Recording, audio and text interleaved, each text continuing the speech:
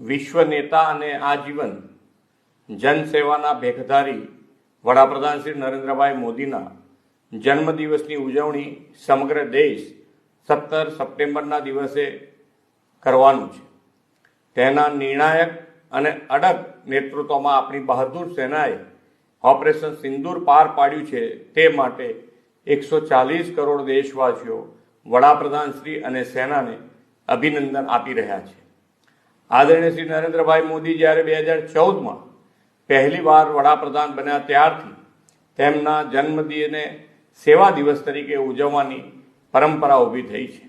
આ વર્ષનું સેવા દિવસ ઓપરેશન સિંદૂરની સફળતાની ઉજવણી, નમો કે નામ રક્તદાનથી 300થી વધુ સ્થળે બ્લડ ડોનેશન કેમ્પથી ઉજવાઈ રહ્યો છે.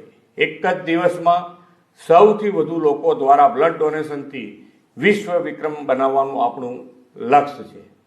વિશેષ ગૌરવની વાત એ છે કે આ બ્લડ ડોનેશન કેમ્પમાં રાજ્યભરના કર્મયોગીઓ પણ જોડવાના છે.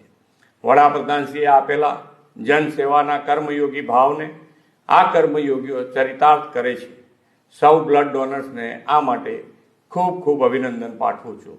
આપણે સૌ વધુને વધુ લોકોને બ્લડ ડોનેશન કેમ્પમાં જોડીને રક્તદાન માટે પ્રોત્સાહન આપીએ અને ઓપરેશન સિંદૂરની સફળતાની ઉજવણી શ્રી નરેન્દ્રભાઈ મોદીના જન્મદિવસે નમો કે નામ રક્તદાનથી કરીએ. ભારત માતા કી જય. ગુજરાતભરના તાજા સમાચાર મેળવવા માટે અમારી ગુજરાત નેશનલ ટીવી ન્યૂઝને સબસ્ક્રાઇબ કરો, બેલ આઇકોન પર ક્લિક કરો.